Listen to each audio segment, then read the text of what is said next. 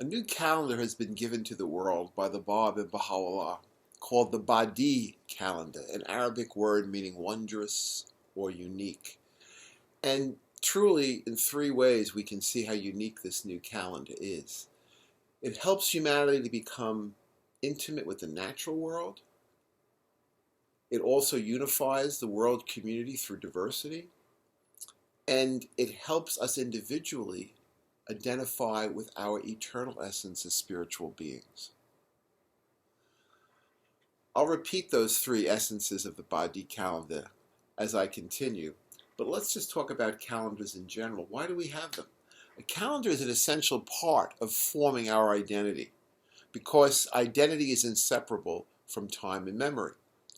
Think of birthdays and how we often measure our own selves by our age and by that passage of time, and our relationships by anniversaries or by memorials. So note how birthdays are a measure of identity. So a calendar is an ordering of time, an ordering of life. We are historical beings in time. Now, most calendars have begun with a significant event. So, for example, the Christian calendar begins with the birth of Christ. The Muslim calendar begins with the flight of Muhammad from Mecca to Medina. There was even a calendar made after the French Revolution, with the French Revolution being the incipient, significant event. But that calendar only lasted 10 years. So my point is that most calendars have begun with a significant event, and we'll come back to how the Badi calendar is distinct in that respect. Most calendars throughout history have also been lunar calendars. Now that has made sense because the cycles of the moon and women's menstrual cycles were natural time divisions. So for example, in Native American culture, the months are even named for the moon. We have the leaf falling moon, the planting moon, the harvest moon. And in many cultures and languages, the words for moon and month are actually the same word. However, over time, developments in agriculture, as we became a planting society, necessitated the need for a solar calendar so that the sowing, and harvesting would happen during the same appropriate season each year. There's another reason why a solar calendar should replace the lunar, a reason other than agriculture, namely because we as human beings are stardust. We're not moon dust. The sun is our source of light and life. And as so many cultures have used the sun as a symbol of that primal will, of that creative force, that first cause, the unknowable essence we call God, such as the Inca and the Egyptian civilizations, we can see how the sun is this symbol of this one source of light and life. And so a solar calendar makes sense. The book of Genesis also tells us that as the sun is the one source of light and life, we were made in the image and likeness of God. We are rays of the sun. So therefore, it's interesting that historically, we have never wanted to be identified in the image and likeness of God. What do I mean by that? In the image and likeness of God, if we keep this metaphor of the sun, we can think of ourselves as the rays. And the rays, of course, are most powerful when they unite. But historically, we have preferred to identify ourselves materially and biologically, by race, by culture, by caste and class, by country. And so human identity has been defined in terms of separation, not in terms of the image and likeness of God, which is unifying, like the rays of the sun. We defined ourselves by how we differed. And so instead of identifying ourselves with the sun, we identified ourselves with the many moons that reflect the sun. Or to use another metaphor, we see ourselves as mirrors. And the unfortunate thing is that historically, instead of seeing our commonality as mirrors with a common purpose of reflecting the attributes of God, the virtues, justice, generosity, we began to take pride in our physicality as mirrors. So it would be interesting, a comic animated film, if all these anthropomorphized mirrors we see clustering together in same sized or same shaped communities and crusading for their tribal beliefs in warlike opposition to other tribal clusters of mirrors. Meanwhile, the world goes dark because none of the mirrors are recognizing their collective purpose of mutually reflecting the sun and recognizing how that cooperative brilliance and luminosity can result from such unified reflections. So we've obscured or we would obscure the lesser essential diversity distinctions if we united through our common purpose of reflecting the sun. So we see this in current identity politics today, this emphasis on the physicality of the mirrors of the human beings, as opposed to their common purpose of reflecting the light. So just to let that sink in for a second, before moving on, Baha'u'llah reminds us regarding this power of reflecting the light, that so powerful is the light of unity that it can illuminate the whole earth. And that's just not a nice quotation. There's a power in our finally deciding. And when I say deciding to reflect the sun, in fairness to humanity historically, humanity hasn't been able to reflect the attributes of God before the mid-19th century. The power to do so had not been released. With the new revelation of the Bab and Baha'u'llah, a new power came into the world to enable us to unite.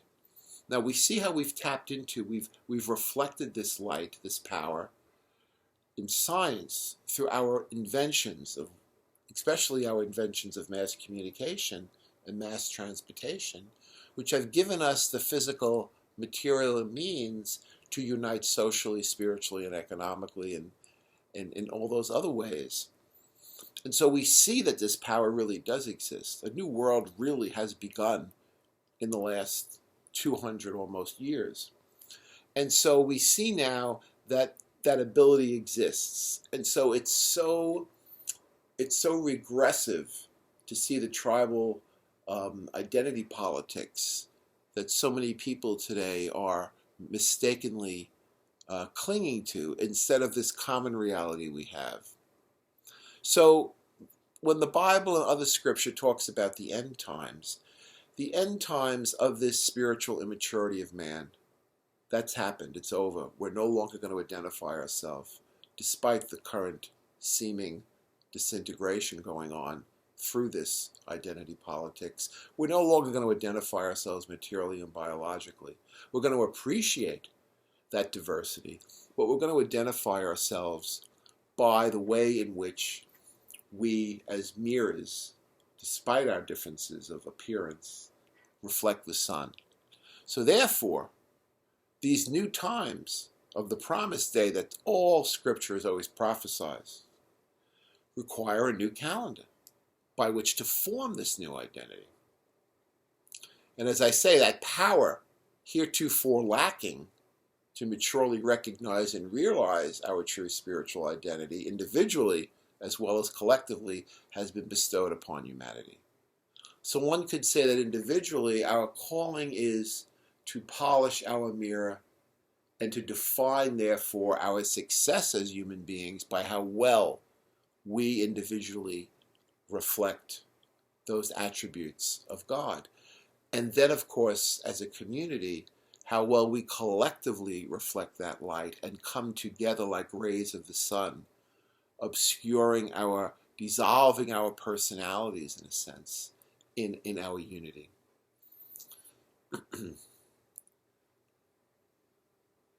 So instead of identifying ourselves as the different mirrors or moons, we're now identifying ourselves, as I say, by that common collectivity of reflecting the sun. Human beings are agents of sunlight now. We're not merely moon or mirror reflectors of the light. Therefore, the new calendar is solar. But one thing I would like to point out is the proof of humanity's maturity is what the significant event was that started the Badi calendar. Remember I said that most calendars begin with a significant event. And in religious calendars, that significant event is usually associated with the prophet founder. Christian calendar, the birth of Christ. The Muslim calendar with the Hijrah of Muhammad. The Jewish calendar with the beginning of creation. The supposed belief of when creation had begun. However, a demonstration of the maturity of today was that the significant event that begins the Badi calendar on May 23, 1844, was the maturity of an individual to respond to the revelation. Not like in former times when Jesus had to summon and call his apostles, "Come follow me and I will make you fishers of men." In this day, the spiritual maturity, the ability of reflecting the virtues of God are such that Mullah Hussein was able to recognize the promised one, the Bab, on his own. Now, significantly, just like mirrors aren't as important as their purpose in reflecting, the personality of Mullah Hussein was not as important as the following. The Bab told him not to say anything about the Bab's station until 18 individuals of their own accord recognized him, responded to the revelation, not being called to it. Now, why was 18 plus 1, the Bab, equaling 19, so significant? Because that word in Persian and Arabic, Wahid, means unity. And that is the signal word of this new dispensation. Unity. 19, Wahid, means unity and oneness. So therefore, the Badi calendar is made of 19 months of 19 days to emphasize this unity. Also, each month is named for an attribute of God: perfection, mercy, etc., glory. And so are the days of the week. Now, as we said before, we now have days of the week and months of the year with names that mean nothing to us. But now we can learn to inhabit our spirituality. Time, in a sense, can begin to be spiritualized. And that is one of the powerful significances of this new Badi calendar, that it's making us conscious of our true reality. It's symbolizing time as a spiritual journey, in addition to our historical consciousness in time. So the calendar symbolizes the oneness of this day. And the Badi calendar, to return to those three major distinctions, the Badi calendar is not mathematically but astronomically calculated. So its reference point is based on nature. So over the course of the year, one becomes more intimate with the natural world. As I mentioned, the first day of the year is the first day of spring, which has a powerful meaning in the natural world, as well as a spiritual meaning.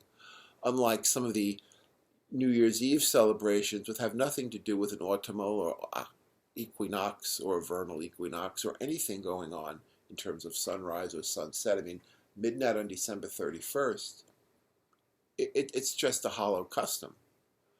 But over the course of the year now, through the Badi calendar, we can become intimate with the natural world.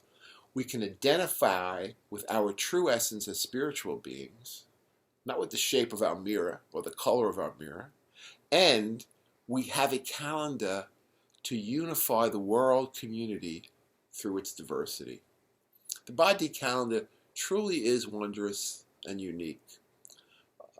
As a postscript, let me just mention that two solar calendars that did exist in the past were the Aztec and the Mayan of the indigenous peoples of the Americas.